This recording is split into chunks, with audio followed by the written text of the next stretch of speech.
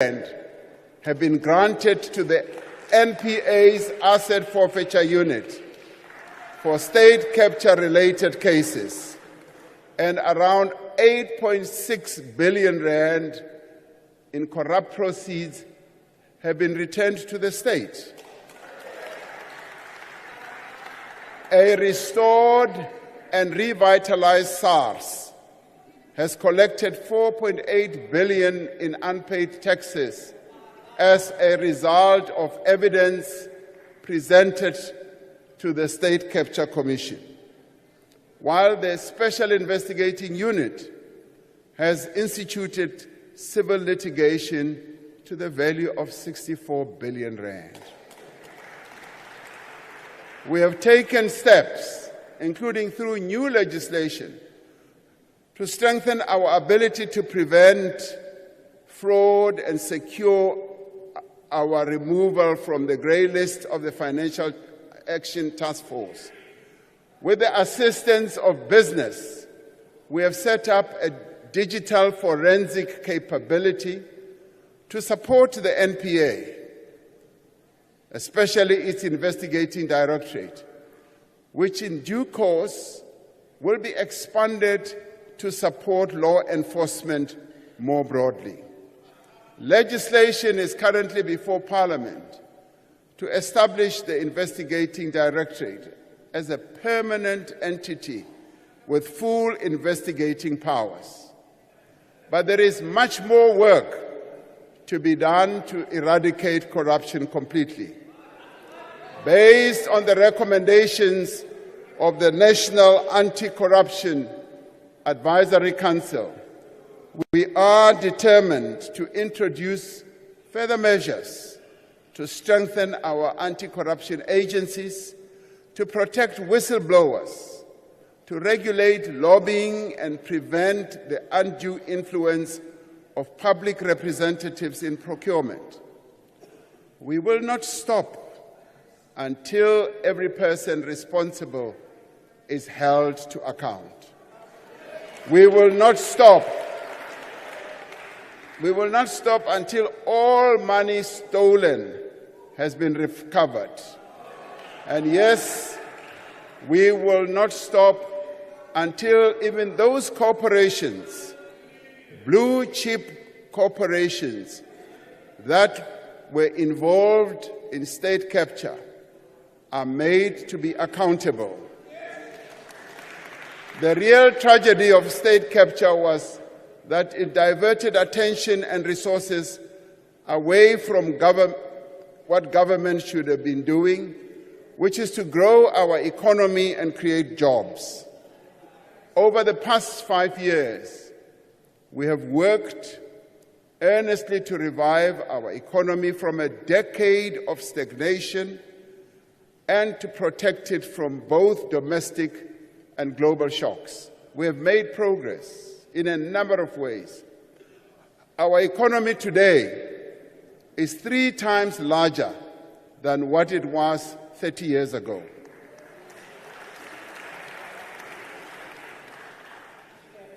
The number of South Africans who are in employment has increased from 8 million in 1994 to 16.7 million today.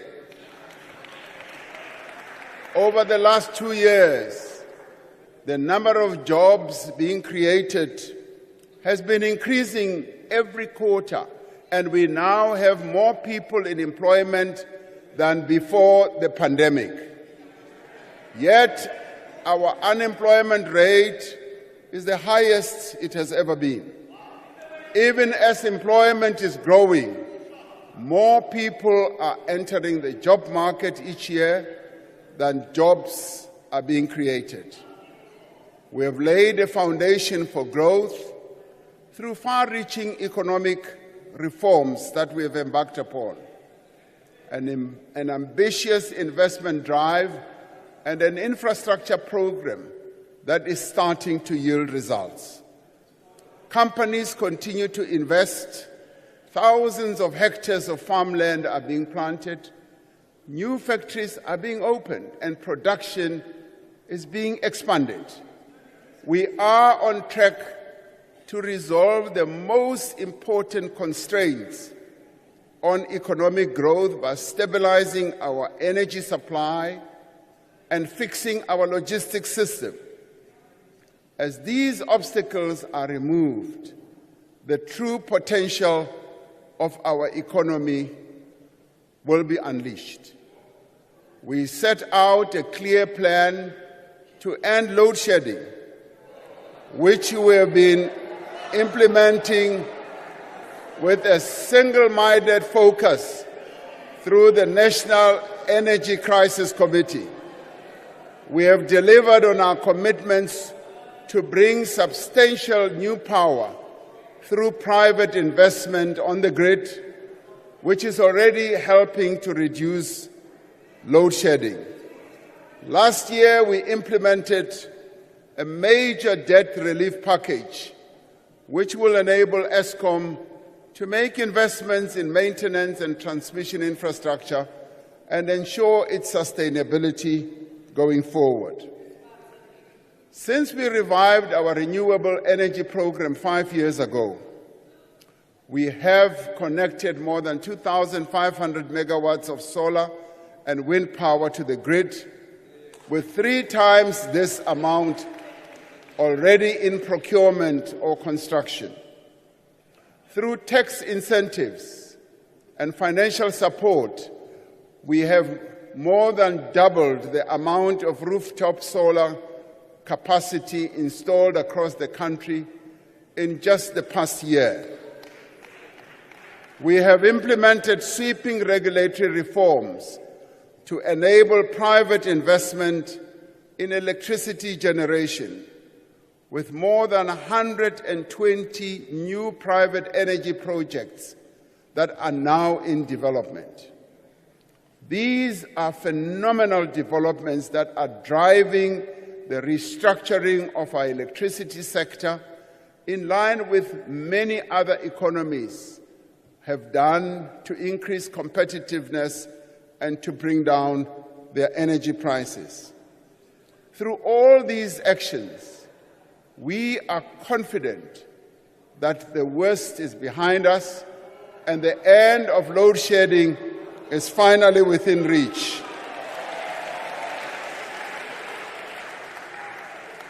But we are not stopping there. To ensure that we never face a similar crisis ever again, we are reforming our energy system to make it more competitive, more sustainable, and reliable into the future. We are going to build more than 14,000 kilometers of new transmission lines to accommodate renewable energy over the coming years. To fast-track this process, we will enable investment in transmission infrastructure through a variety of innovative investment models. Re tla ya mo bao ba nang le tšhelete.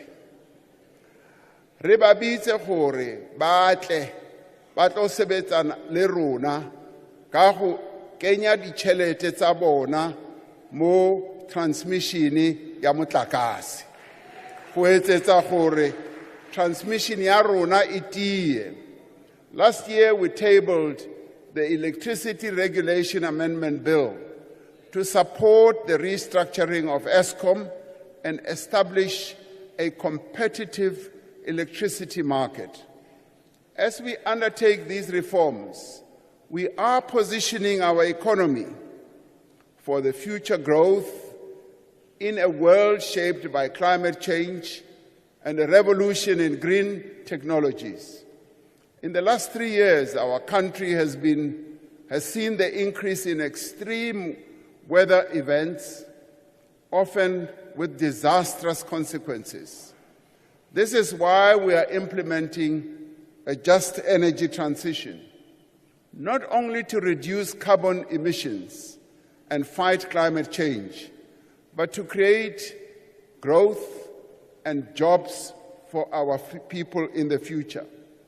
We will undertake this transition at a pace, at a scale, and at a cost that our country can afford, and in a manner that ensures energy security. So we will not be compelled to embark on processes that are going to disadvantage our country in this regard. With our abundance of solar, wind, and mineral resources, we are going to create thousands of jobs in renewable energy, in green hydrogen, green steel, electric vehicles, and other green products. The Northern Cape, with its optimal solar conditions, one of the very best in the world conditions, has already attracted billions of rands in investment. We are going to set up a special economic zone in the Boegoebaai port to drive investment in green energy. There's a great deal of interest already from the private sector, with companies such as Sasol and many others who are ready to participate in the boom that will be generated through our green hydrogen energy projects. We have decided to support electric vehicle manufacturing in our country to grow our automotive sector, which provides good jobs to thousands of workers. And in this regard, we are already at an advanced stage of cooperating with our neighbors, with countries such as the DRC, which is well endowed with critical minerals, with countries such as Botswana, which is already involved in parts of the value chain of automotive manufacturing. With all these countries, we are going to be able to form an incredibly powerful ecosystem that is going to enable all of us to benefit from the green energy revolution. We have decided to give special focus to regions such as Mpumalanga to enable the creation of new industries, new economic opportunities, and sustainable jobs. And in the past year, we have increased the financing pledges for our Just Energy Transition Investment Plan from around 170 billion rand to almost 240 billion rand. Now, to address the persistent effects of global warming, which manifests itself through persistent floods, fires, and droughts, we have decided to establish a climate change response fund. This will bring together all spheres of government and the private sector in a collaborative effort to build our resilience and respond to the impacts of climate change. Now, this decision was inspired by the persistent calamities that we are subjected to. Almost every year, KwaZulu-Natal experiences massive floods that destroy our infrastructure. Yes, the Western Cape is suffering from wildfires that continue to destroy quite a number of assets in our country. And indeed, many other provinces are actually suffering from the effects of climate change. So this fund, which we hope will gain the attraction of all, like the fund we set up during COVID, will support various areas that suffer from climate change to deal with severe inefficiencies in our freight logistics. We are taking action to improve our ports and rail network and restore them to world-class standards. We have set out a clear roadmap to stabilize the performance of Transnet and reform our logistics system. Working closely with business and labor, we have established dedicated teams to turn around 5 strategic corridors that transport our goods for export purposes. The number of ships waiting to berth at the Port of Durban, which has experienced severe congestion in recent months, has reduced from more than 60 ships in mid-November to just 12 ships at the end of January. Now, that represents progress. Transnet has appointed an international terminal operator to help expand and improve its largest terminal at the Port of Durban. And we are overhauling the freight rail system by allowing private rail operators to access the rail network.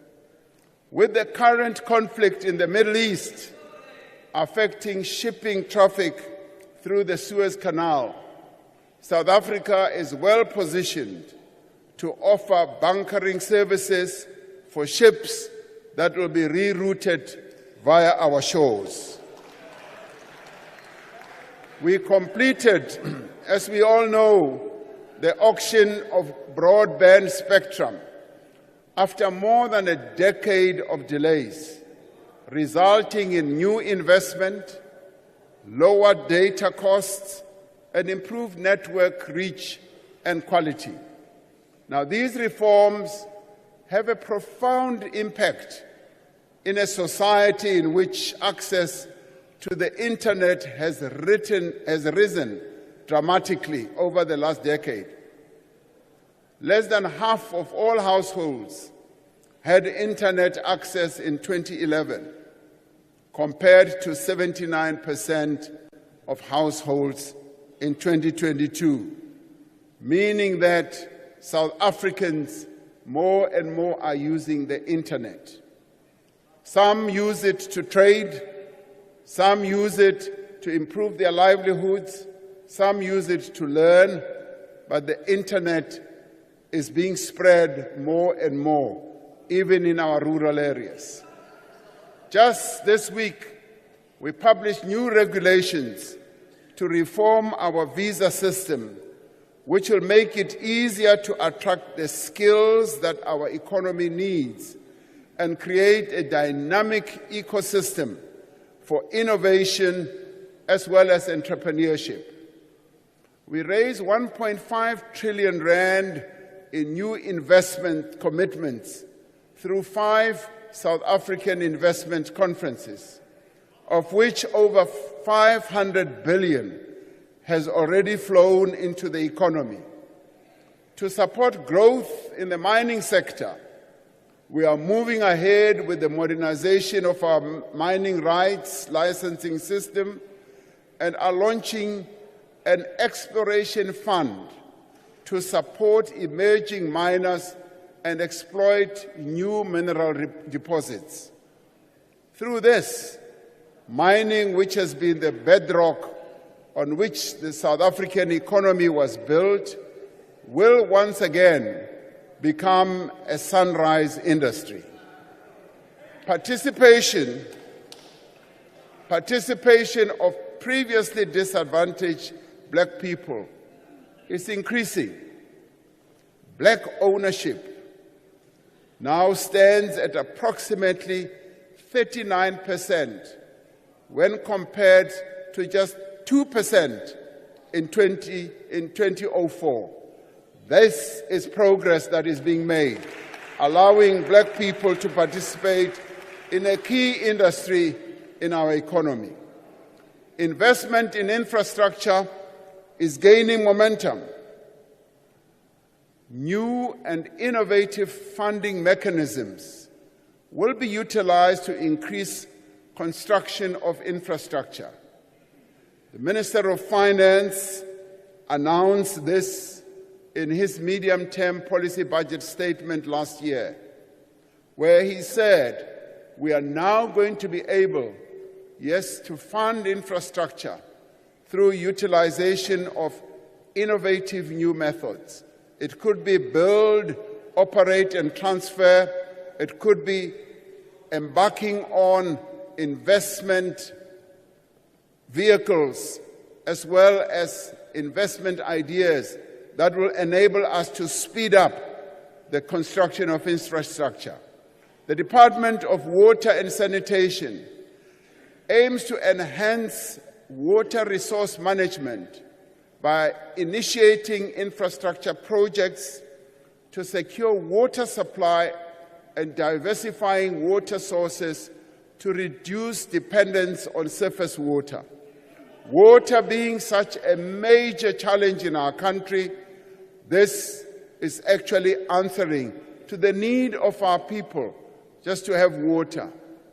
Vanhu vo tala la Afrika Dzonga va vulavula hi mati, va tshama va hi byela ku ri mati a va na wona, va lava ku ri hi endla ku ri mati a va kona. Bulk water projects are under construction across the country to improve water supply to millions of residents in villages, towns, and cities. The following water infrastructure projects are now in progress or have been completed. The Lesotho Highlands Water Project, which is going to invest up to 40 billion rand, is now in progress. Umzimvubu, that we've been talking about for years, has now commenced.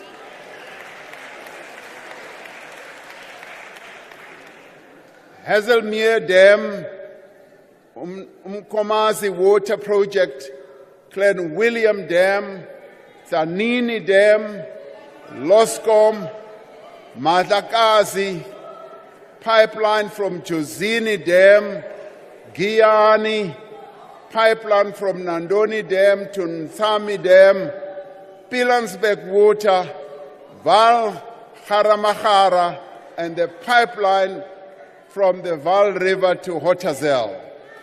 Now, all these are projects that are underway or have been completed.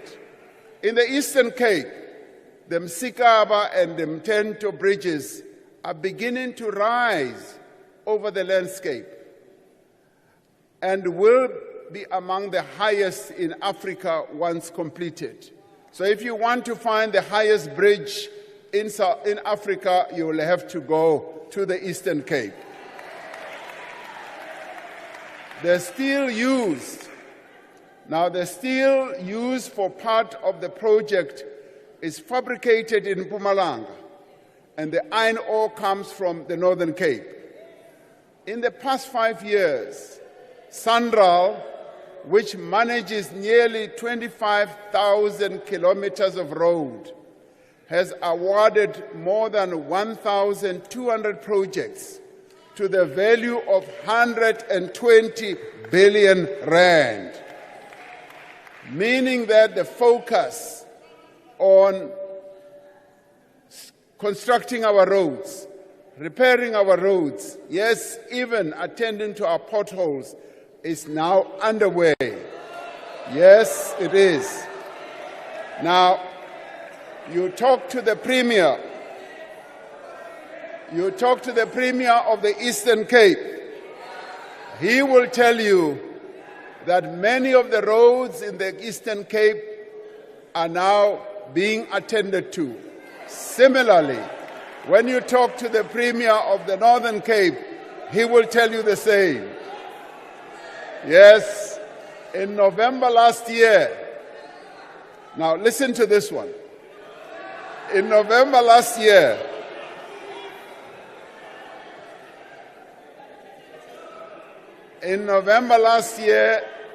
Cabinet approved a framework for high-speed rail,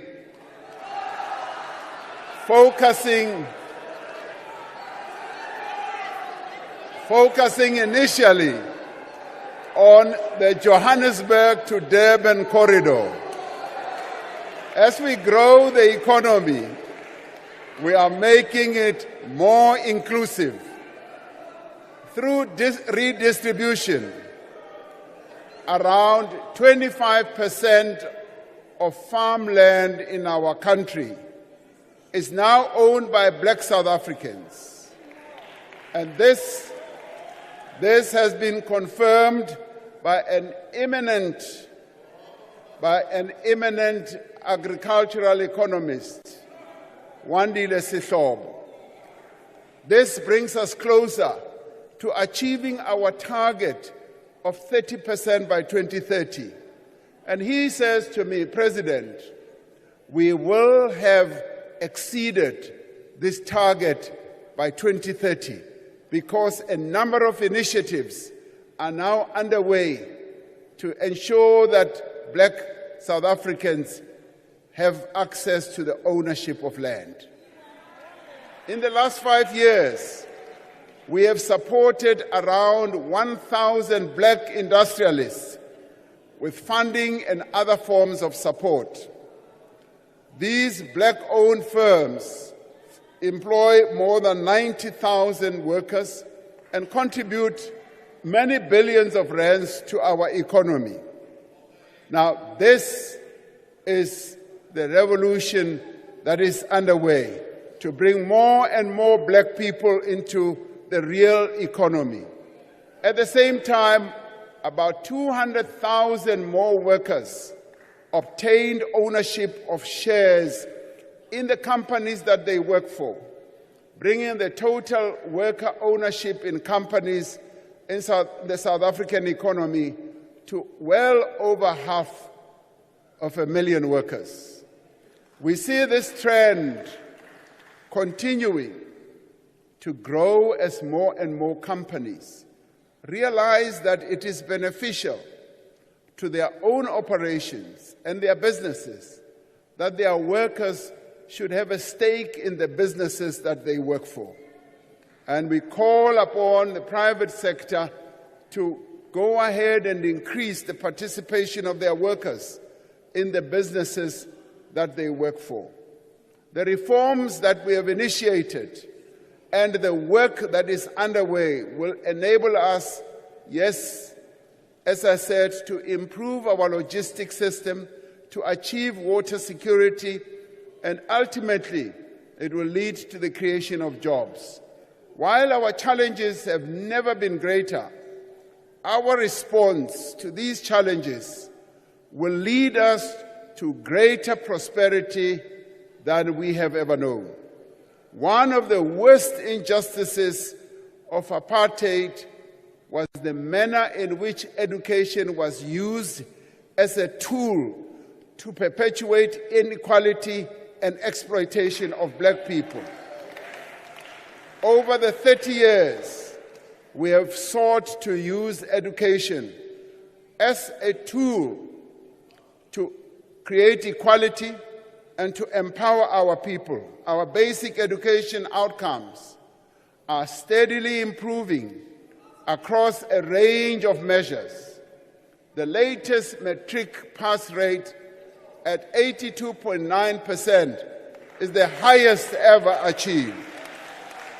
And we congratulate the matriculants of 2023 for achieving this incredible pass rate. And with each new year, learners from no-fee schools are accounting for more and more bachelor passes that are achieved. And as I have often said, this is the silent revolution that is underway, that the children of the poorest parents in our country are now able to produce pass rates that are equal, that are even beginning to surpass the pass rates that you find in former Model C schools, in your independent schools as well. This is the progress that we've been longing to see in our education system. At the same time, fewer learners are dropping out of school. We have increased funding for poor and working-class students in universities and TVET colleges significantly over the past 5 years. Over the next 5 years, we will focus our attention on expanding access to early childhood development and improving early grade learning and reading, where we are already beginning to see progress. Moving early childhood development to the Department of Basic Education was one of the most important decisions that we have taken, as we are now able to devote more resources to early childhood development and ensure that through cooperative governance, various departments of government do get involved in the childhood development programs augmented and led by the Department of Basic Education. Our policies and programs have, over the course of 30 years, lifted millions of people out of dire poverty.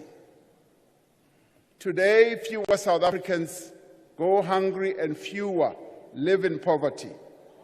In 1993, South Africa faced a significant poverty challenge, with 71.1% of its population living in poverty.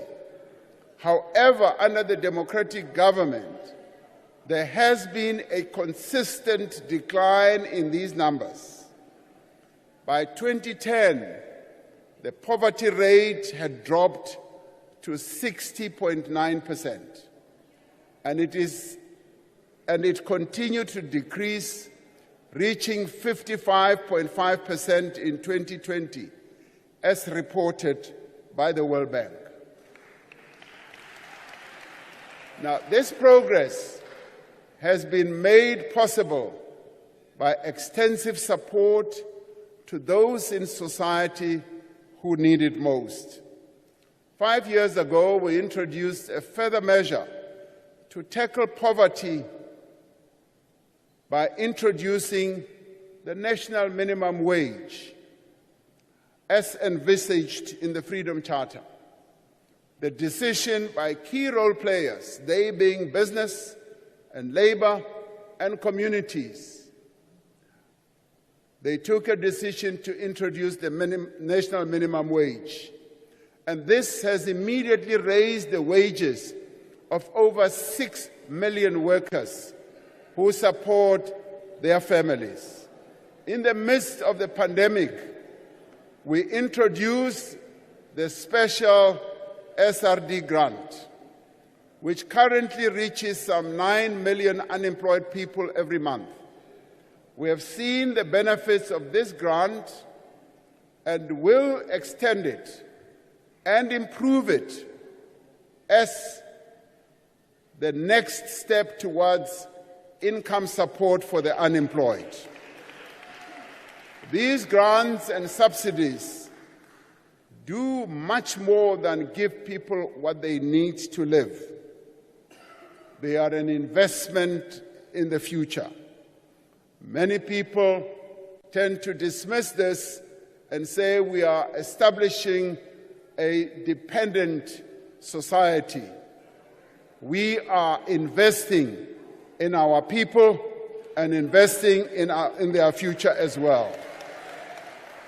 Social assistance has shown to increase school enrollment and attendance. It has also shown to lower dropout rates, and it has also improved pass rates. This is what social assistance to our people does. South Africans today are living longer than ever before. Life expectancy has increased from 54 years in 2003 to 65 years in 2023. The World Health Organization, DG, says this is a phenomenal development, because many countries do not just move from a 55 years of life expectancy to 65. Maternal and infant deaths have declined dramatically. We have built more hospitals and clinics, especially in poor areas, providing better quality of care to more South Africans. We are building new hospitals, and one of those, which is the state-of-the-art type of hospital, is the Limpopo Academic Hospital, which is currently under construction as we speak. Now, I had, anecdotally, a good representation of how our healthcare system has been improving. When the ANC held its anniversary birthday, there was a bus accident where 5 people passed away and scores were injured. They were taken to our hospitals in Mpumalanga and in Limpopo. Now, I went to see some of them, and when they were asked that, don't you want to move to a private hospital because you are on a private medical aid as a result of your job or whatever, many of them said no. We are being well looked after here.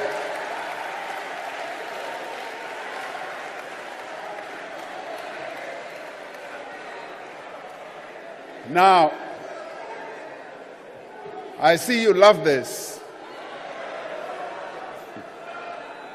Now, this is what I experienced in just talking to those people who were lying in bed, who were injured, who testified that they were being well looked after in rural hospitals in Limpopo and in Mpumalanga. Today, 95 persons diagnosed with HIV know their status. 79% of those receive antiretroviral treatment, and 93 of those are virally suppressed. New HIV infections among young people have declined significantly, and yet, while our health system has had great impact on people's lives, we are working to improve both the quality of healthcare and equality of access. The National Health Insurance Bill has been passed by this House, both houses, and that will provide free healthcare at the point of care for all South Africans, whether in the public or private health facilities. Now, the bill has arrived on my desk. I'm going through the bill.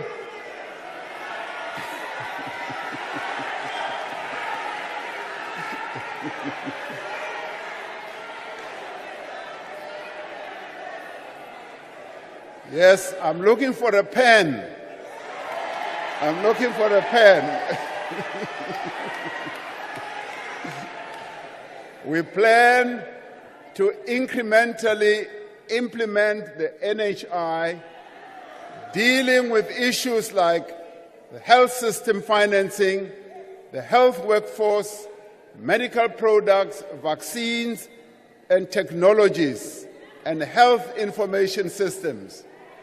One of the most visible, impactful, and meaningful achievements of the first 3 decades of freedom has been in providing homes to our people. Today, nearly 9 out of every 10 households live in a formal dwelling, as said by the Statistician General. Where there were once shacks and mud houses with thatch roof, there are now homes of brick and mortar. There are homes with water to drink and to wash with, homes with electricity for lighting and cooking. At the end of apartheid, only 6 out of 10 people had access to clean water. Today, the figure has increased to nearly 9 out of 10 South Africans. We are working We are working to ensure that subsidized housing is located close to work, close to education and other services. But for services to be delivered, local government has to work. Now, when it comes to housing, we are also embarking on new and innovative funding mechanisms. We have tested this in the Northern Cape, where we are doing what we call front-loading. And we launched together with Premier Zamani Sol a project that will result in 4,500 houses for R1 billion funded through the Development Bank of South Africa. Now, this is an innovative way, and we are now putting into practice these new methods of funding infrastructure to enable us to ramp up infrastructure so that the infrastructure build can power our economy and create more jobs.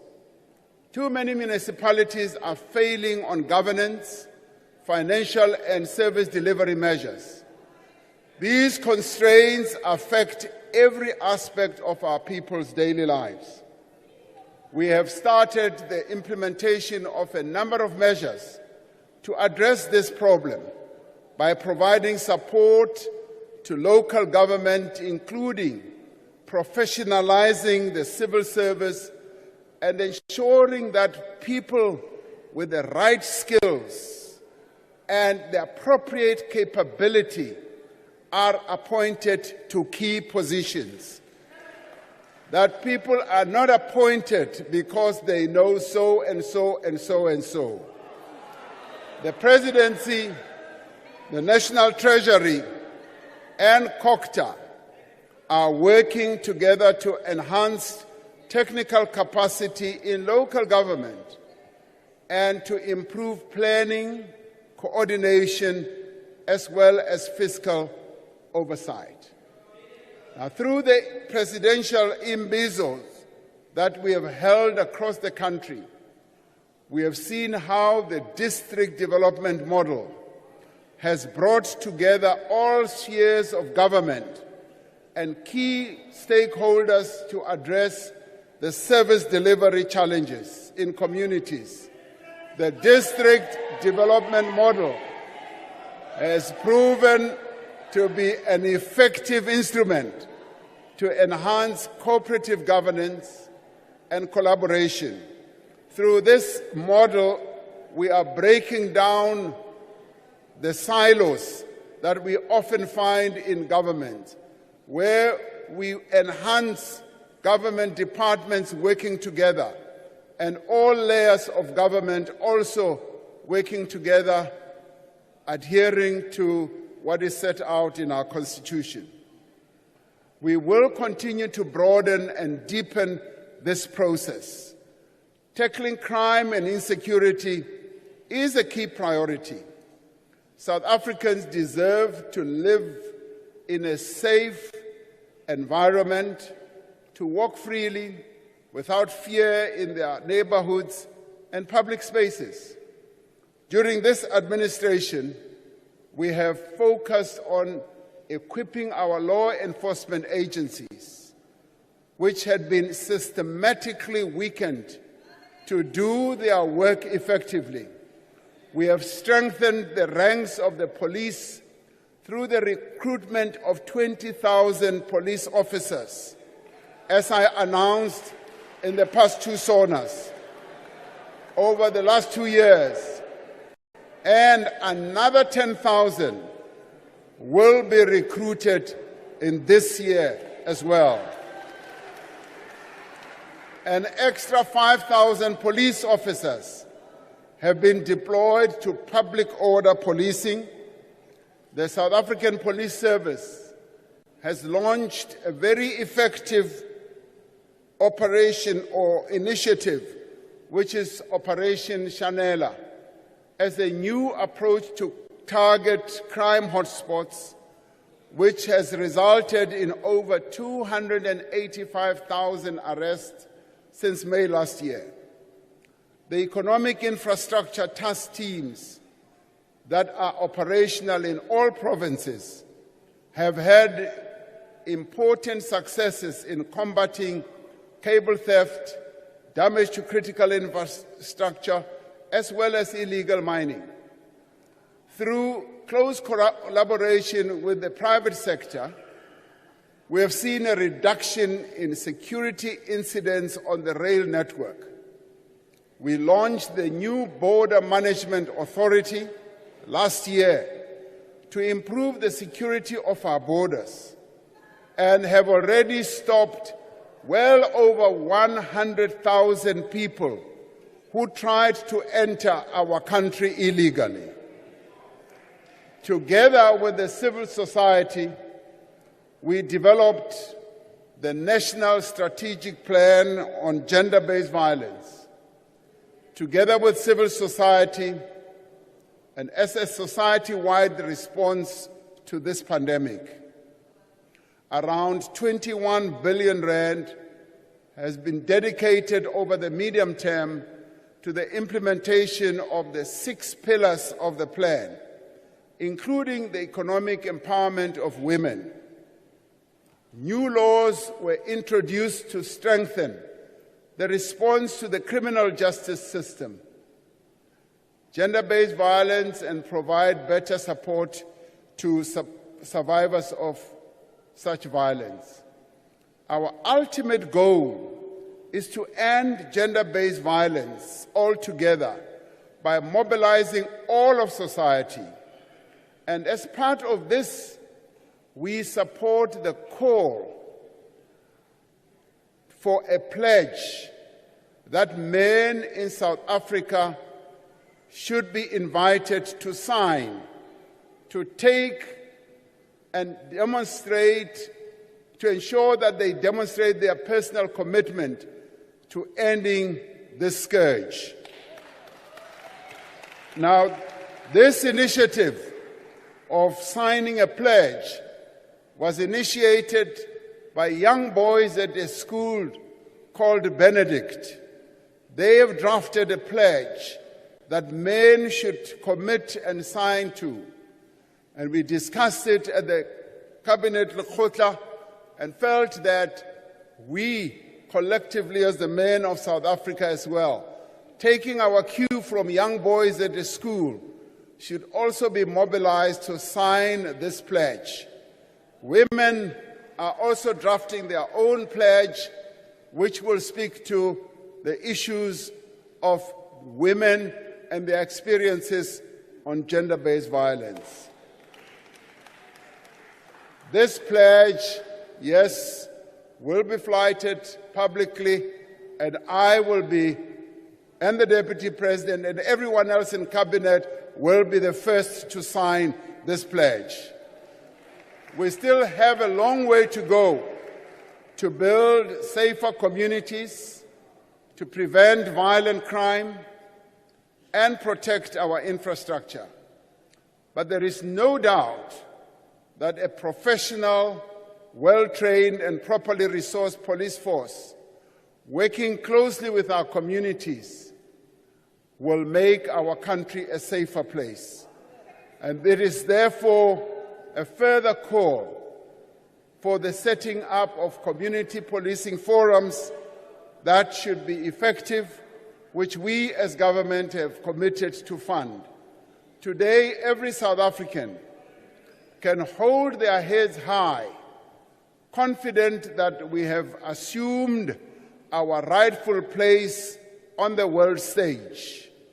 We remain committed to playing a constructive role on our continent and around the world for the realization of a better Africa and a better world.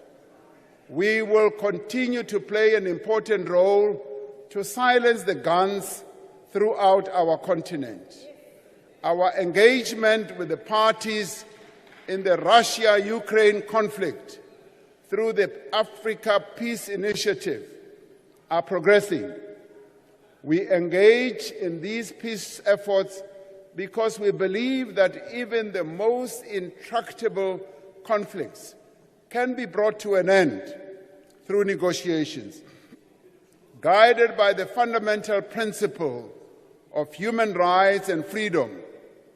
We have taken up the Palestinians' cause to prevent further deaths and destructions in Gaza.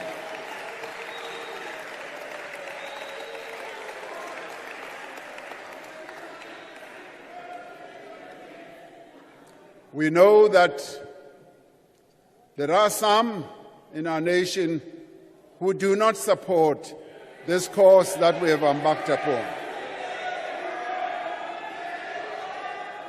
We have welcomed the ruling of the International Court of Justice that Israel must take all measures within its power to prevent acts of genocide against Palestinians.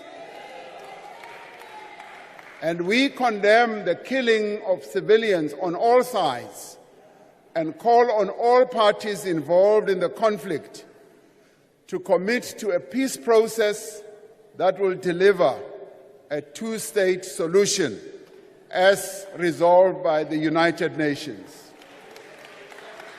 We will use our foreign policy to pursue our development goals. During our leadership of BRICS last year, we witnessed a new chapter for BRICS, the BRICS family of countries. The expansion of the group from 5 to 10 countries presents opportunities for trade and a strengthening of political and diplomatic ties between countries in the global south. We will build on the progress we have made in establishing the African Continental Free Trade Area, which will transform South Africa's economy and that of the continent by creating new jobs and increasing economic participation across our continent. And we will place Africa's development at the top of the agenda when we, as South Africa, host the G20 next year in 2025. The achievements over the last 3 decades are a testament to the power of collaboration and partnership to address our most pressing challenges. Our country has a vibrant civil society, a powerful union movement, and an engaged private sector. Over the last 5 years, we have worked with these social partners to address challenges such as to keep people safe and to distribute vaccines during the COVID-19 pandemic, and to mobilize a society-wide response to gender-based violence. In the past year, we have come together with our social partners to end load shedding, to address the challenges in the logistics sector, to tackle crime and corruption, and to also accelerate job creation. This is the South African way of building a social compact, working together on tangible issues, and it will be the key to building a new society in the years to come. This is the last State of the Nation address of the 6th Democratic Administration.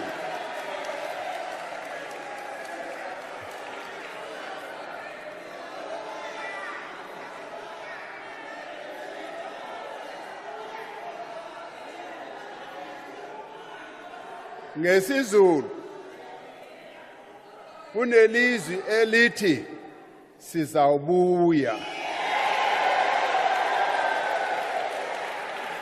futhi sizawuthi masibuyile abantu bazothi ibuyile ngoba izoba ibuyile ngempela.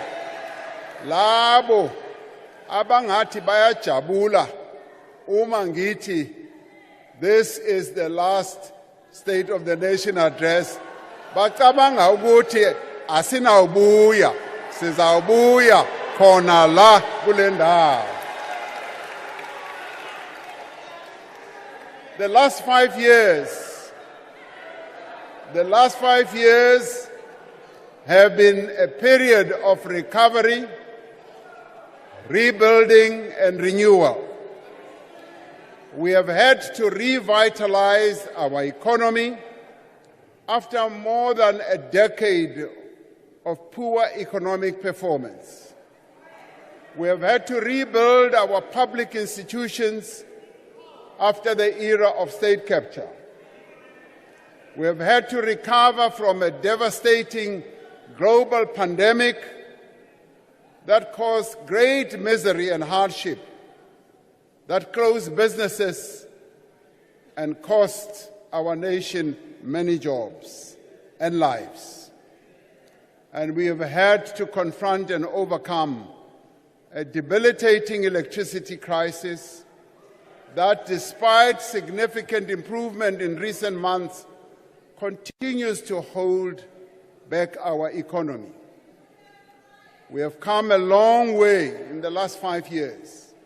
We have built on the achievements of the last 3 decades, and we have taken decisive measures to address the immediate challenges facing South Africans.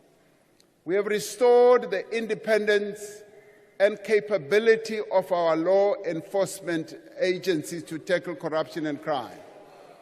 We have worked to advance the rights of persons with disability. We took great pride in making South African Sign Language the 12th official language of our country. We have safeguarded and promoted the basic rights in our Constitution, such as freedom of speech, freedom of the press, association and belief. We have defended, yes, media freedom, and we have also defended the independence of the judiciary. We have protected and advanced the rights of members of the LGBTQI+ community and continue to combat all forms of prejudice and intolerance, and particularly also to people with albinism.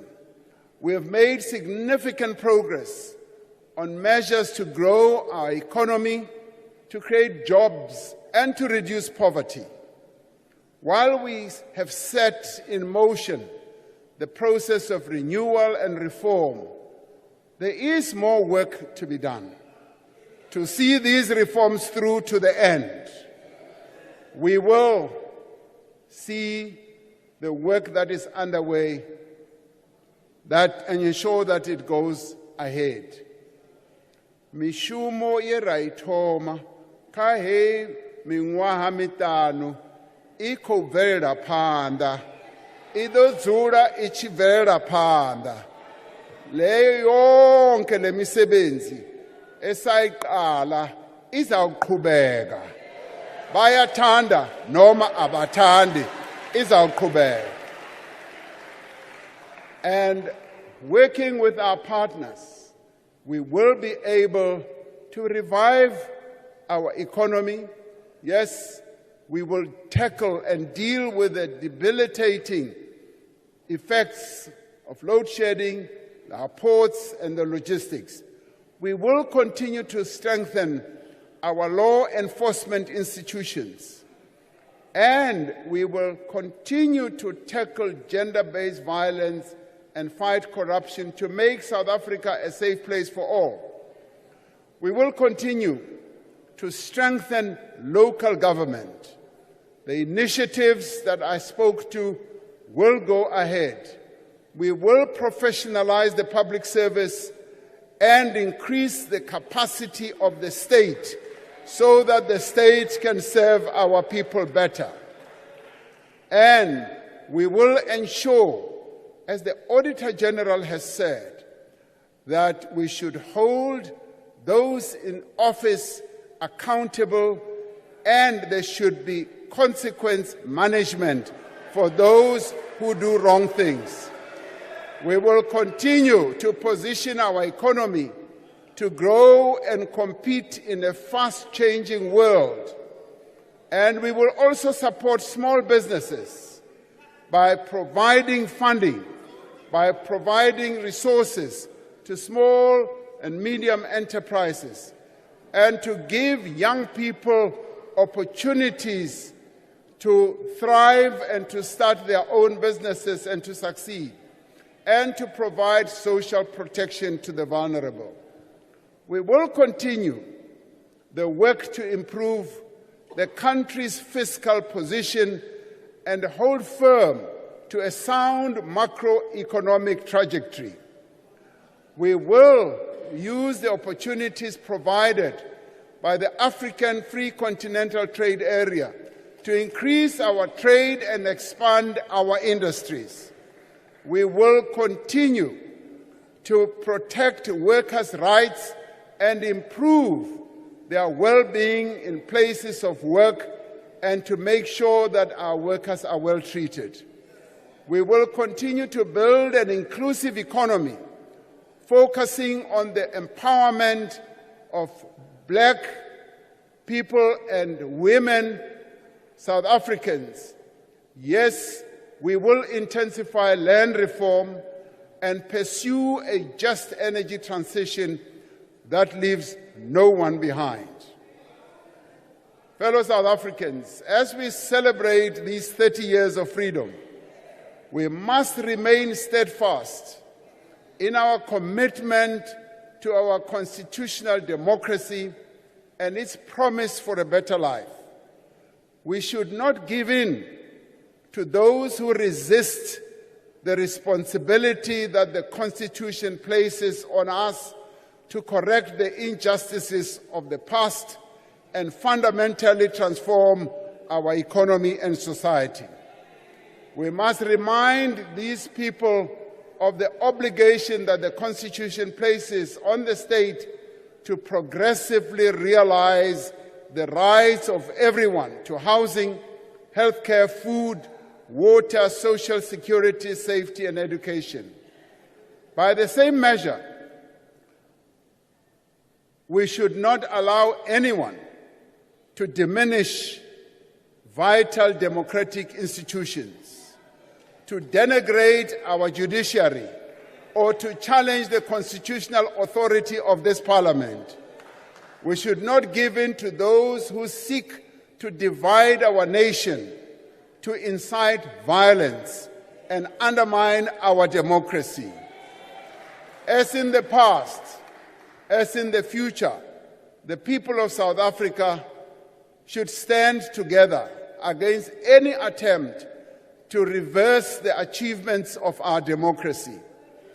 As the chairperson of the Constitutional Assembly, I worked with many great leaders of our country to craft a constitution that truly reflects the will of South African people.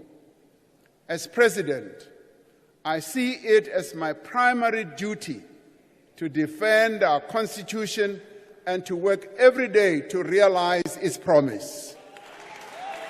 As we move forward, let us remember that it is up to us, not anyone else, to determine the future of South Africa.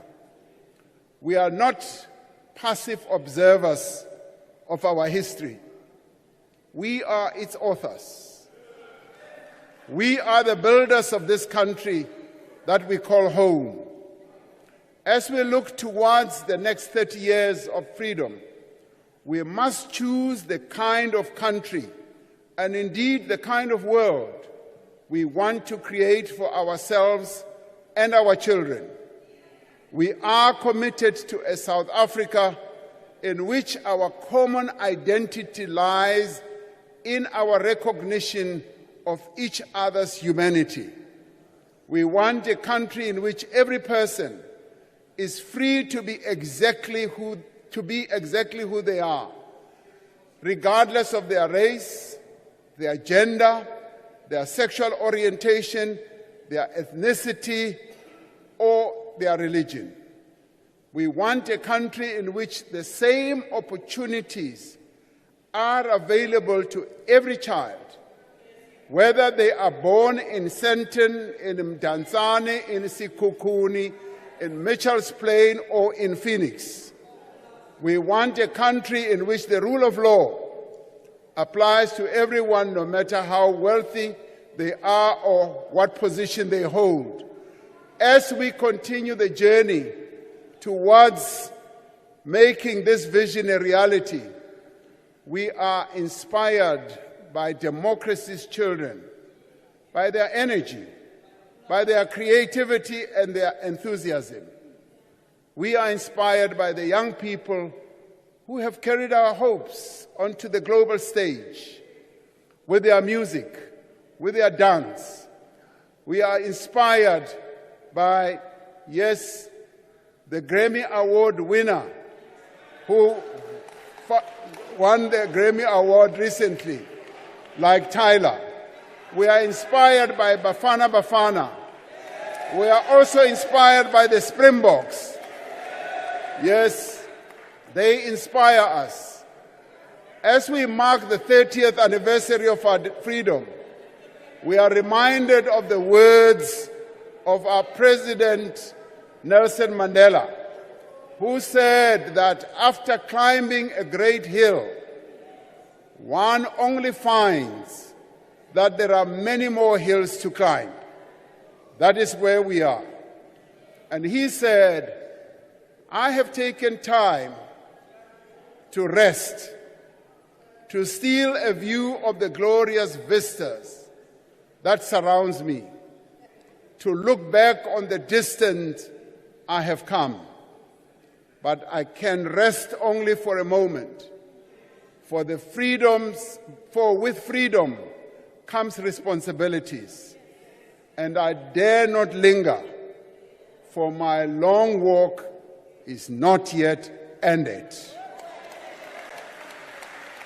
Washo uMandela wathi isende lendlela, inde lendlela tsela ena e sampane le telle, ho tlameile hore re tsamaye tsela ena, re a rata kapa re rate, setse re le tseleng. While we have come far, yes, we still have a long way to go. Like Madiba, we must keep moving. Always forward, always onwards, towards the country of our dreams. Always believing that our victory is certain. Because indeed it is certain.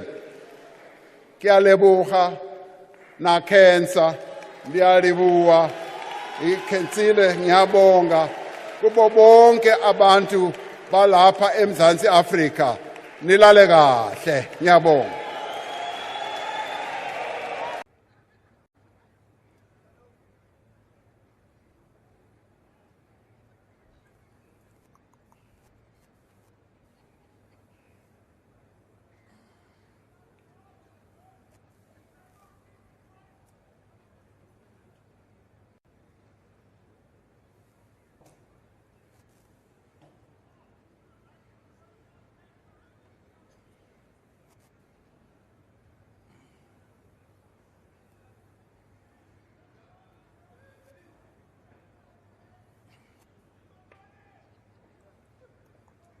Speaker of the National Assembly,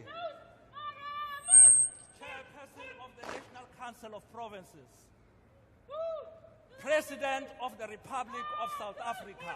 One day, kumland beningizimu Afrika nga 1994 lapho khona bantu baseningizimu Afrika bayovota kwekuqala nga washo babe Solomon Kalush Mahlangu wathi umzabalazo usaqhubeka ingakho nemzabalazo webuntu sisawenda ngaphansi kwahulumende wethu sikubonile sifika sifo se-COVID-19 yebo samelana naso sihlasela umhlaba wonke saphinde sayibona iningizimu Afrika ilula sandla ilulela iPalestine ingani singema Afrika sikholelwa kwekuthi umuntu ngumuntu ngebantu tandla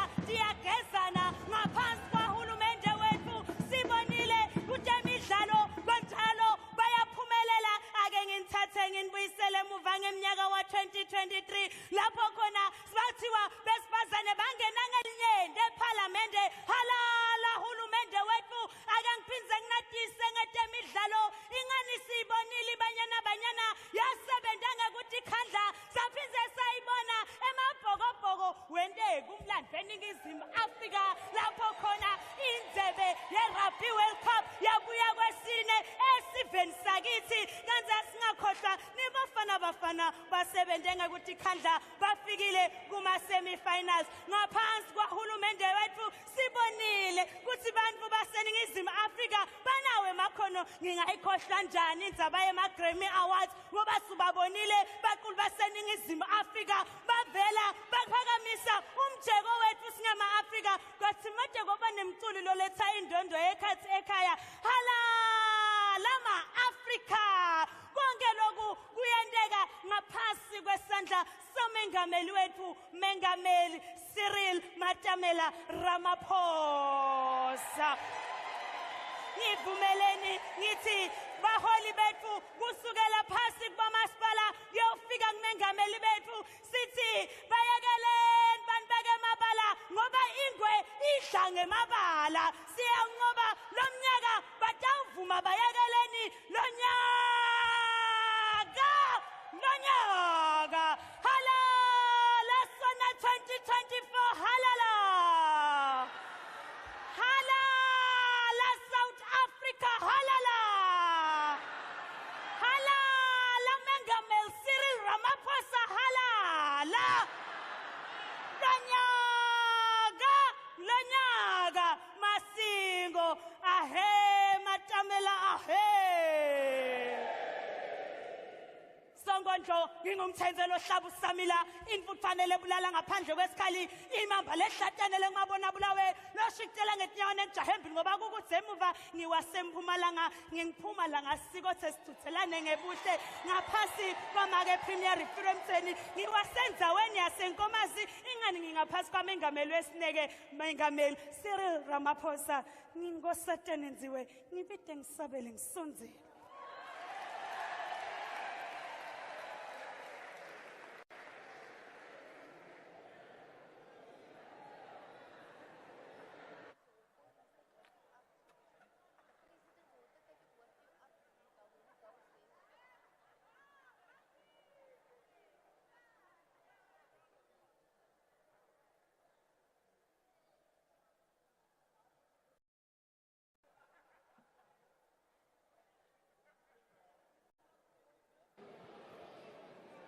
There will be an opportunity for silent prayer or meditation.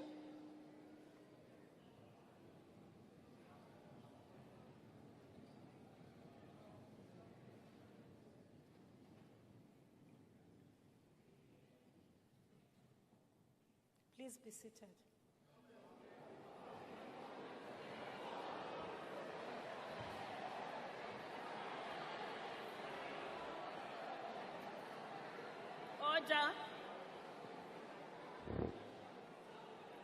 Order, honorable members. Honorable members, the President has called this joint sitting of the National Assembly and the National Council of Provinces in terms of Section 842D of the Constitution of the Republic of South Africa, read with Joint Rule 13(1)(a), to deliver his State of the Nation address to Parliament. Honorable members, before I invite the President to address this joint sitting, I wish to remind all of us that in December last year, amendments to the Joint Rules of Parliament were agreed in respect of Chapter 2 of the Joint Rules, specifically Parts 1 and 2, which deal with order in joint sittings and the rules of debate. In this regard, I wish to highlight the following: that the rules provide that no other business may be considered during a joint sitting other than the specified business for which the joint sitting was called. Rule 15(3) provides that no member may interrupt the President whilst delivering the State of the Nation address. In terms of Joint Rule 57, a point of order must be confined only to a matter of breach of these joint rules or parliamentary procedure or practice or a matter relating to unparliamentary conduct and must be raised immediately when the alleged breach occurs. The member raising the point of order must refer to a rule or standing order, or at the least the principle or subject matter upon which the point of order is being based. A member wishing to raise a question of privilege must report it to the Speaker or Chairperson without delay in accordance with Joint Rule 58.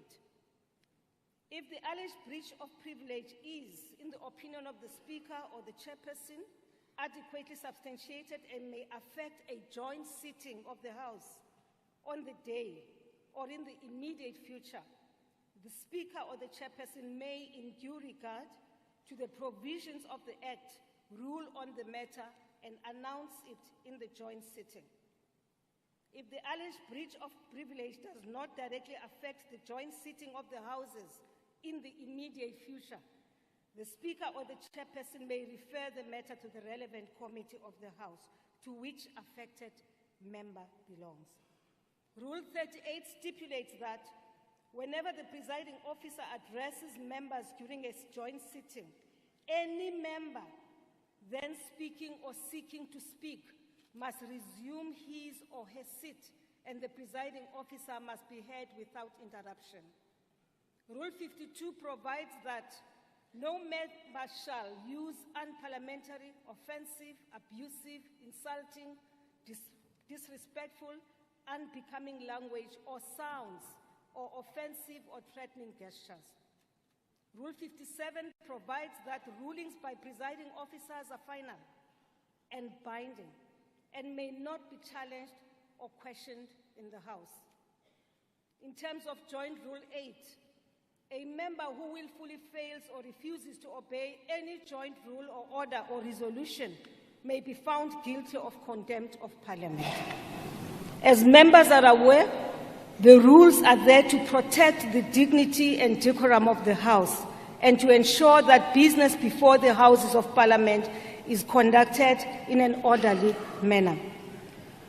Rule 41 states that if the presiding officer is of the opinion that a member is deliberately contravening a provision of these rules, or that a member is disregarding the authority of the chair, or that of a member's conduct is grossly disorderly, the presiding officer may order the member to leave the chamber immediately for the remainder of the sitting. I now call the Honourable the President to address the joint sitting.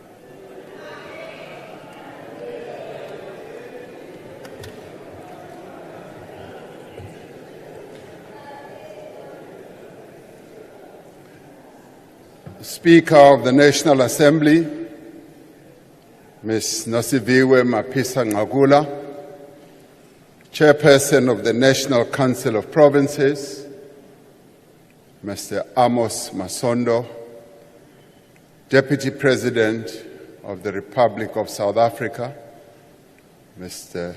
Paul Mashatile, and Mrs. Mashatile,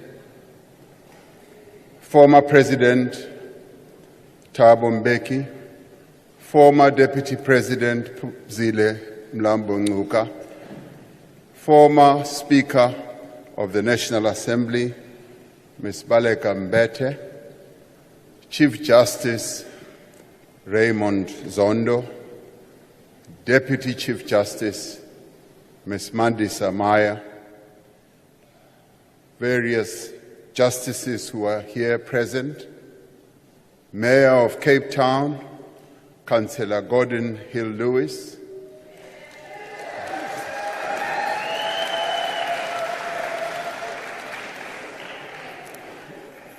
Dean of the Diplomatic Corps and Regional Deans, the heads of institutions supporting our democracy, eminent persons representing our 9 provinces who I just greeted a few minutes ago, members of Parliament, and fellow South Africans. As we were preparing this State of the Nation address, we were deeply saddened to hear of the tragic passing of Dr. Hage Geingob, the President of the Republic of Namibia. President Geingob was a dear friend to me and to the people of South Africa, and a comrade in arms in the struggle for our freedom. He was a champion of African peace, unity, progress, and development. May I ask that we observe a moment of silence in his honor as we remember him by rising.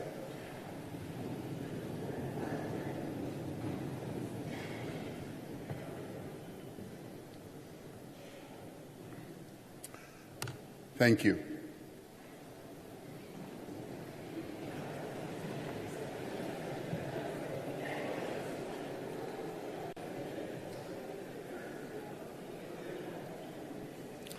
This State of the Nation address takes place in the 30th year of our democracy.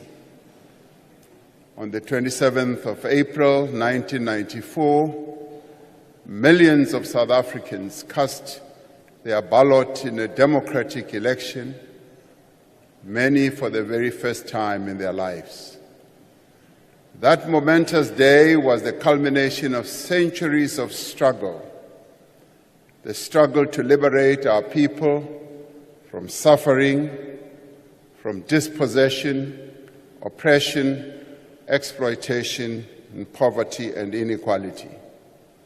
As we stood in the long, winding queues to vote, we turned to one another and spoke of our joy, and sometimes with tears running down our cheeks.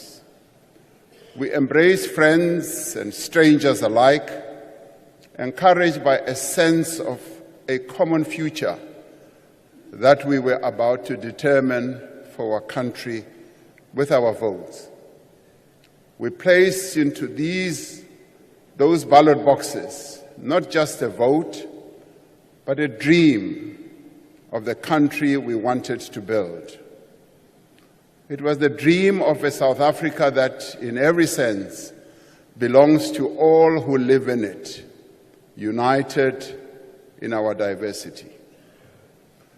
The world watched as Nelson Mandela, the father of our nation, cast his vote in Inanda in KwaZulu-Natal, the land of Ushaka, a hero whose name echoes across the ages, the birthplace of John Langalibalele Dube, the first president of the African National Congress.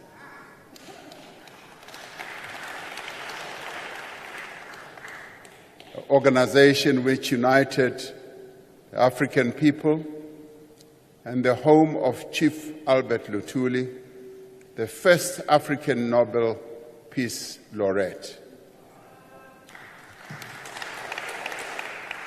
In many ways, his voting in Inanda, at the place where John Langalibalele Dube is buried, was symbolic, because through casting his vote there, he was reporting back to the first president of the ANC on how far the struggle had been prosecuted. After casting his ballot, Madiba said, "This is the beginning of a new era. We have moved from an era of pessimism, division, limited opportunities, turmoil, and conflict. We are starting a new era of hope, reconciliation, and nation building. It is this dream of a free and united people that is woven into our democratic constitution. It is this constitution that has guided our collective efforts over the last 3 decades to fundamentally change our country for the better, and it must stand at the center of the work that we do now to build a better life for all our people. Over the last 3 decades, we have been on a journey striving together to achieve a new society, a national democratic society. We have cast off the tyranny of apartheid and built a democratic state based on the will of the people. We have established strong institutions to protect the fundamental freedoms and human rights of all our people.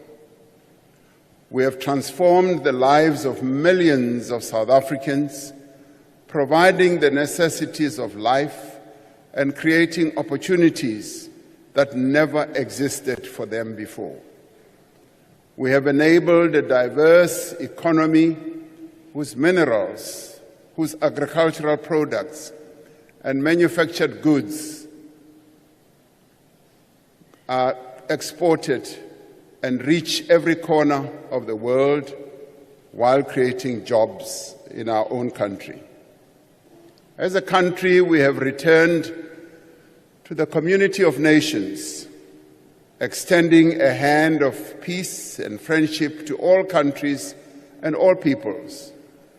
Just as we cannot deny the progress South Africans have made over the last 30 years, nor should we diminish the severe challenges that we continue to face as a people. We have endured times of great difficulty when the strength of our constitutional democracy has been severely tested. There have been times when events beyond our borders have held back our progress. The global financial crisis of 2007 and 2008 brought to an end a decade of strong growth and faster job creation.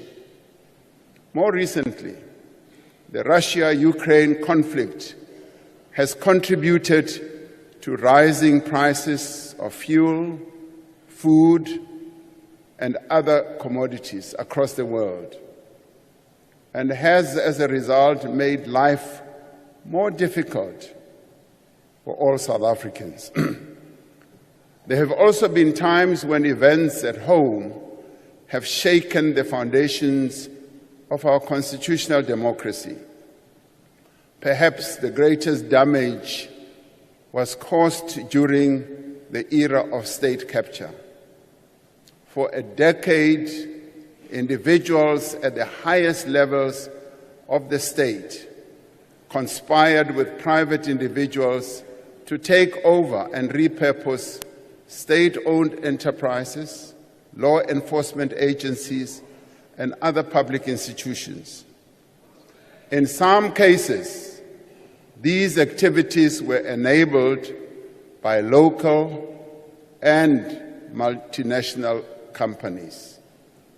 Billions of rands that were meant to meet the needs of ordinary South Africans were stolen.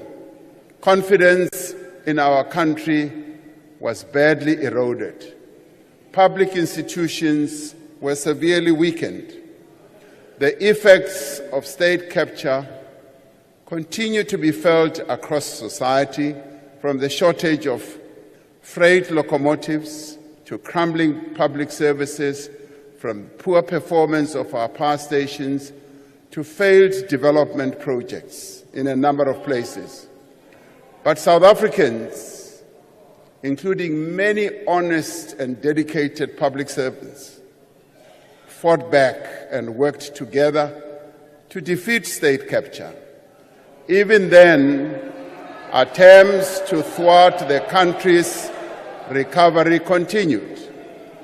We recall with great anguish the events of July 2021, when individuals loyal to their own interests sought to provoke a popular insurrection, leading to a tragic loss of life and widespread destruction. Again, they were unsuccessful. These efforts to undo the hard-won gains of our freedom failed because the people of South Africa stood firm together in defense of our Constitution and its promise of a better life for all. It was the same determination that enabled the country to endure the devastation of COVID-19, the worst global pandemic in over a century. More than 100,000 South Africans lost their lives to the disease, and more than 2 million people lost their jobs. Yet it would have been far worse if we had not acted together as South Africans to stop the spread of the virus, to support our health workers, to protect the most vulnerable, and to roll out an unprecedented vaccination program. We were able to unite society around a common effort to save lives and livelihoods. I want to pay tribute to many thousands of South Africans who made financial contributions to the Solidarity Fund, to the workers who produce medical supplies, and to the nurses, the doctors, and other health workers, to our soldiers and police, who also risked their lives to care for those who were ill. Another major challenge we had to address during this period is gender-based violence and femicide, which we characterized as the second pandemic. As the government, we have introduced laws and directed more resources to prosecuting perpetrators, providing better support to survivors, and promoting women's empowerment at an economic level. As a society, we must intensify our collective efforts to bring together various efforts that are going to bring gender-based violence and femicide to an end. In recent years, the country has had to confront the effects of climate change. We have had devastating wildfires here in the Western Cape, destructive floods in KwaZulu-Natal, unbearable heat waves in the Northern Cape, persistent drought in the Eastern Cape, and intense storms in Gauteng and Northwest. Much of the task of this administration was to get our country through these challenges and to work to regain our way. While each of these events has left its mark, our country has weathered every storm and every challenge that we confronted. Yes, we have the scars to show, but in every case, South Africans have been resolute. We have not only persevered, but we have come back stronger and more determined from all these calamities that befell our country. All these efforts have demonstrated how South Africans value their freedom, a freedom that was won after decades of struggle. The story of the first 30 years of our democracy can best be told through a number of initiatives that have been embarked upon in the 30 years. But I think that the story can best be told through the life of a child who was born at the dawn of our democracy called Tintswalo. Tintswalo, democracy's child, grew up in a society that was worlds apart from the South Africa of her parents, South Africa of her grandparents and great-grandparents. Loko Tintswalo afika ka South Africa, ukume kuri swilo swo tala a swa ha fani na swilo swa khale. Ukume kuri swilo leswi endlaku hulumeni wa hina I SONA swi nga kota ku ri swi yisa vutomi bya yena pambili. She grew up in a society governed by a constitution rooted in equality, the rule of law, and affirmation of the inherent dignity of every citizen. Tintswalo and many others born at the same time as her were beneficiaries of the first policies of the democratic state to provide free health care for pregnant women and children under the age of 6.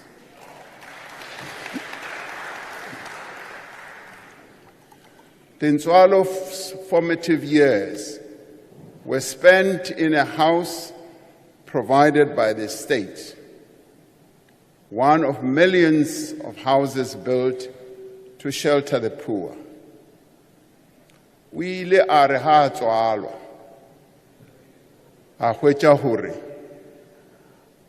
dintlo di a agiwa ke mmuso o motjha wa South Africa. Ba bang ba ileng ba tswala pele ga ena ba ne ba golela dintlong tsa maratharata. Empa yena o ile a re ha tswalwa a hwetša gore mmuso o wa South Africa o agela batho dintlo tse dintšintši.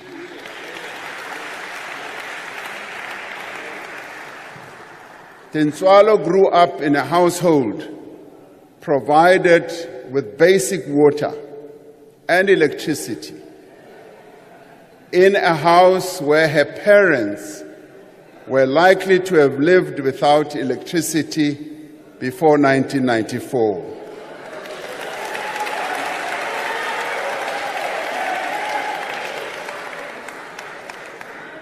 Ngo-1994, abantu abaningi kulelizwe lakithi bebengenawo ugesi. Kodwa uTintswalo uthe makezalwa wathola ukuthi ugesi ukhona.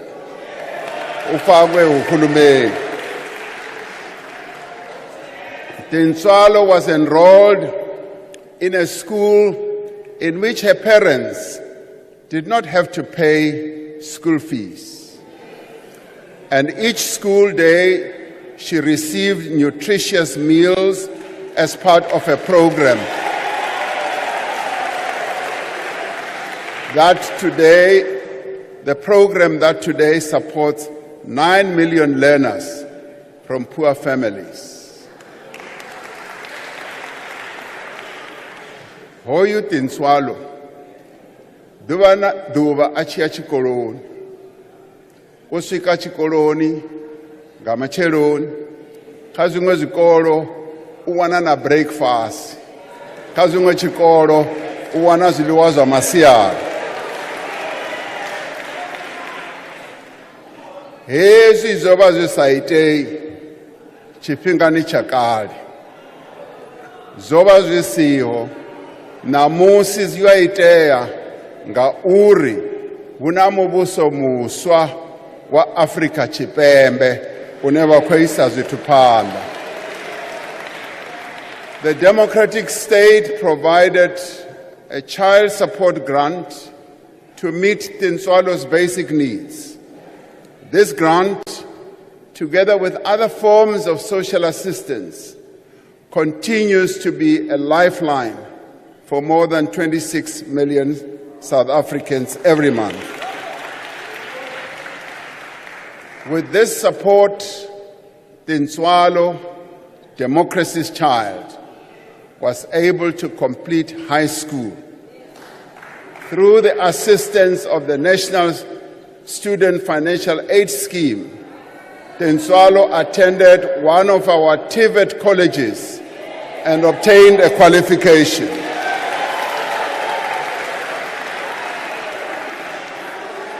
When Tintswalo entered the world of work, she was able to progress and thrive with the support of the state's employment equity and black economic empowerment policies.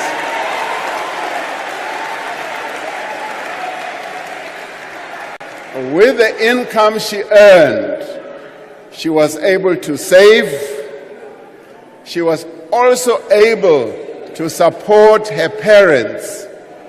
She was able to start a family, to move into a better house, and to live a better life.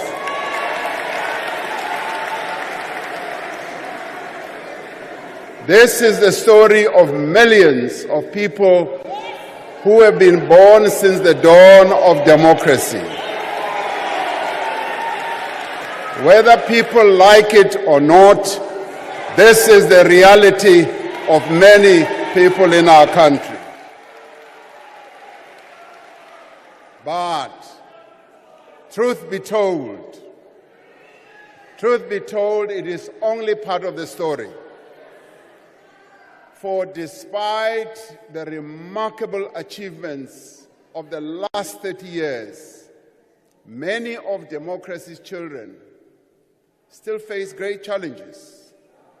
Millions of young people aged 15 to 24 years are currently not in employment, education, or training.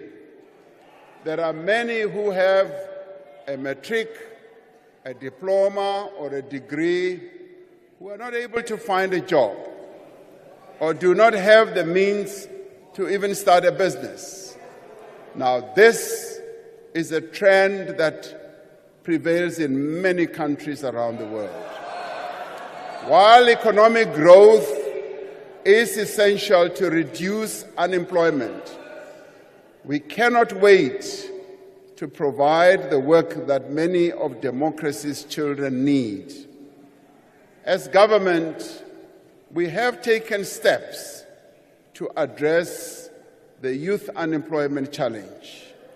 I had the privilege yesterday to be in the presence of almost 1,000 young people.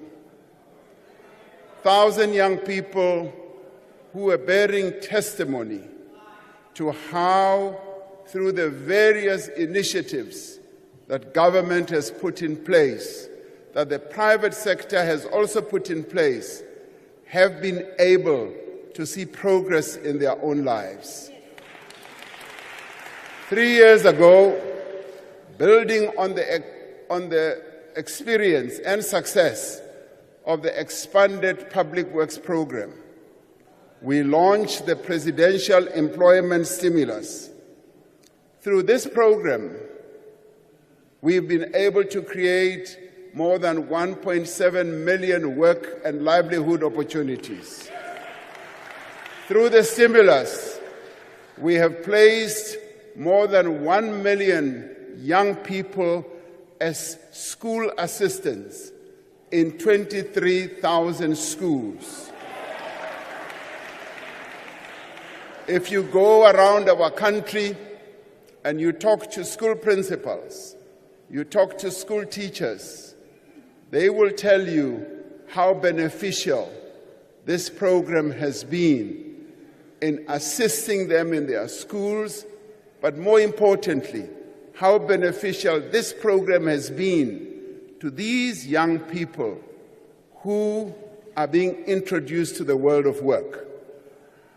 This has provided them with valuable work experience while improving learning outcomes.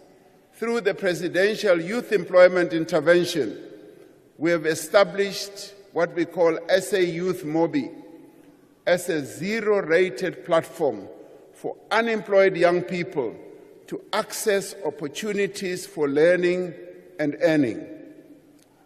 Over 4.3 million people, young people for that matter, are now engaged on the network, and 1.6 million have so far secured opportunities.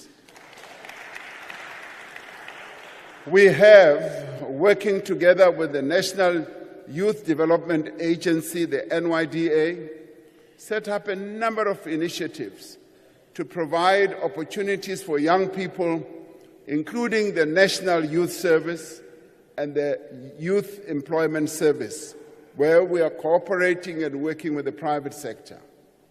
A number of companies in our country have signed up to this, as they have seen the need to join in the task of creating job opportunities for young people.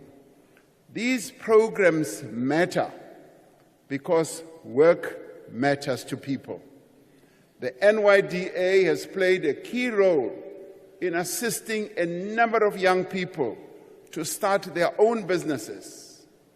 Having a job does not only provide an income, it is fundamental to people's sense of self-worth, of dignity, of hope, purpose, and inclusion. From the depths of deprivation and inequality, we have worked over 30 years to ensure that all South Africans have an equal chance to prosper. And we have sought to live up to leaving no one behind. It is not enough to recognize the injustices of the past. We need to correct them.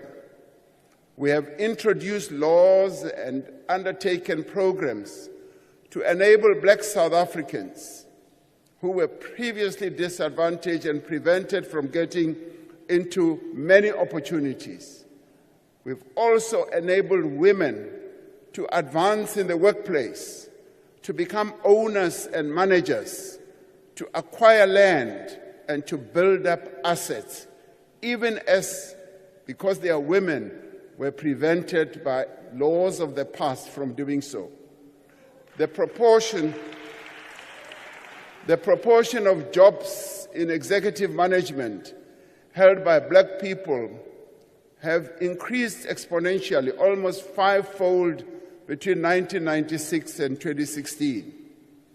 One of the overriding challenges this administration had to deal with when it took office was state capture and corruption. Our first priority was to put a decisive stop to state capture, to dismantle the criminal networks within the state and to ensure that perpetrators face justice. We had to do so.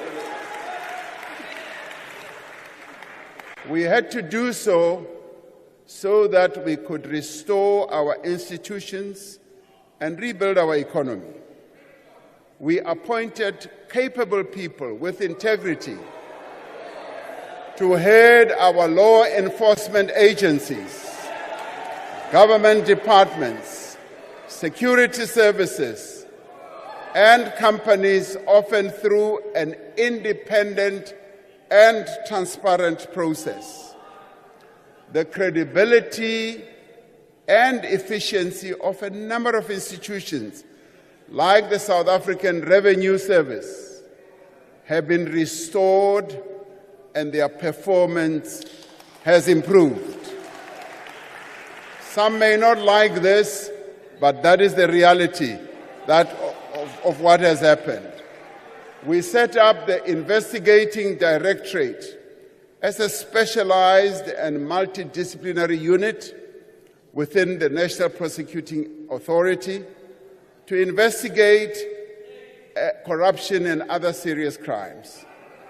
Great progress has been made in bringing those responsible for all these acts of malfeasance to justice. More than 200 accused persons are being prosecuted as we speak. More are under investigation. Stolen funds are being recovered. Freezing orders. I see you love this. Freezing orders of 14 billion rand have been granted to the NPA's Asset Forfeiture Unit for state capture-related cases, and around 8.6 billion rand in corrupt proceeds have been returned to the state. A restored and revitalized SARS has collected 4.8 billion in unpaid taxes as a result of evidence presented to the State Capture Commission, while the Special Investigating Unit has instituted civil litigation to the value of 64 billion rand. We have taken steps, including through new legislation, to strengthen our ability to prevent fraud and secure our removal from the grey list of the Financial Action Task Force. With the assistance of business, we have set up a digital forensic capability to support the NPA, especially its investigating directorate, which in due course will be expanded to support law enforcement more broadly. Legislation is currently before Parliament to establish the investigating directorate as a permanent entity with full investigating powers. But there is much more work to be done to eradicate corruption completely. Based on the recommendations of the National Anti-Corruption Advisory Council, we are determined to introduce further measures to strengthen our anti-corruption agencies, to protect whistleblowers, to regulate lobbying and prevent the undue influence of public representatives in procurement. We will not stop until every person responsible is held to account. We will not stop. We will not stop until all money stolen has been recovered. And yes, we will not stop until even those corporations, blue chip corporations that were involved in state capture, are made to be accountable. The real tragedy of state capture was that it diverted attention and resources away from what government should have been doing, which is to grow our economy and create jobs. Over the past 5 years, we have worked earnestly to revive our economy from a decade of stagnation and to protect it from both domestic and global shocks. We have made progress in a number of ways. Our economy today is 3 times larger than what it was 30 years ago.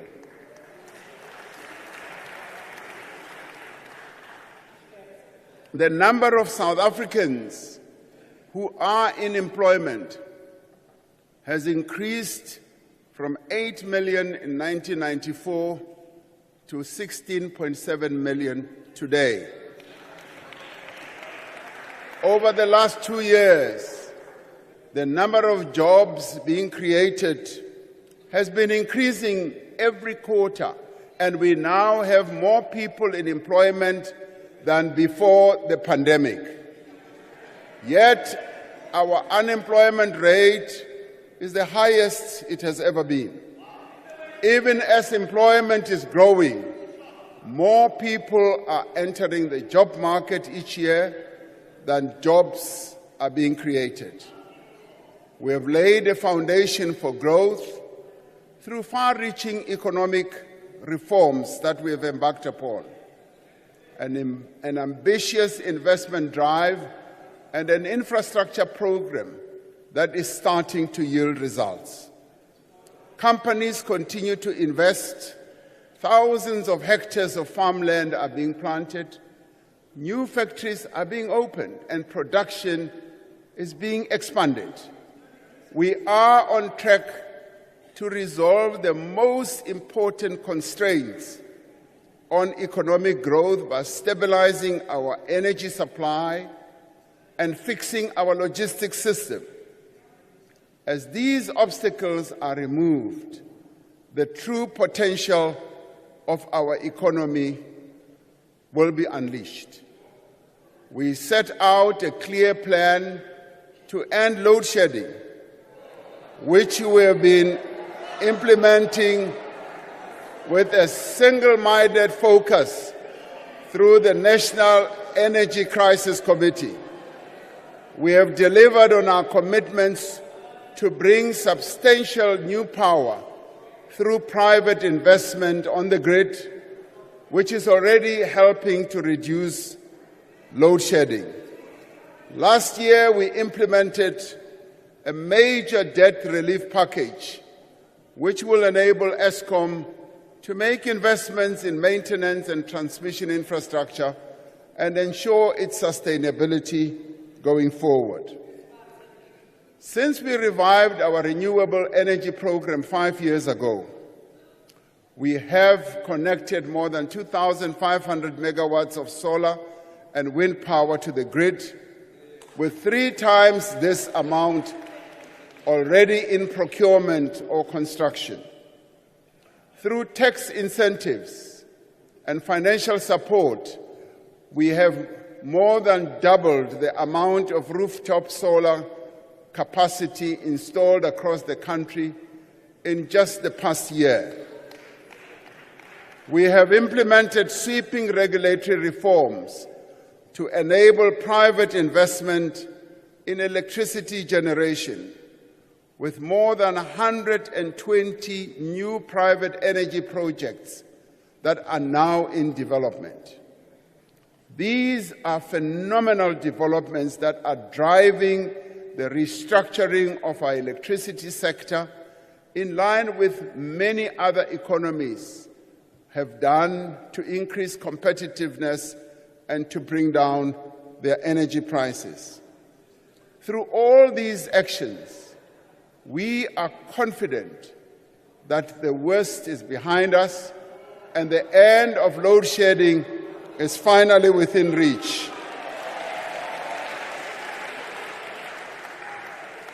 But we are not stopping there. To ensure that we never face a similar crisis ever again, we are reforming our energy system to make it more competitive, more sustainable, and reliable into the future. We are going to build more than 14,000 kilometers of new transmission lines to accommodate renewable energy over the coming years. To fast-track this process, we will enable investment in transmission infrastructure through a variety of innovative investment models. Re tla ya mo bao ba nang le tšhelete. Re ba bitse gore ba tle ba tlo sebetsana le rona ka go kenya ditšhelete tsa bona mo transmission ya motlakase go etsetsa gore transmission ya rona e tie. Last year we tabled the Electricity Regulation Amendment Bill to support the restructuring of Eskom and establish a competitive electricity market. As we undertake these reforms, we are positioning our economy for the future growth in a world shaped by climate change and a revolution in green technologies. In the last 3 years, our country has seen the increase in extreme weather events, often with disastrous consequences. This is why we are implementing a just energy transition, not only to reduce carbon emissions and fight climate change, but to create growth and jobs for our people in the future. We will undertake this transition at a pace, at a scale, and at a cost that our country can afford, and in a manner that ensures energy security. So we will not be compelled to embark on processes that are going to disadvantage our country in this regard.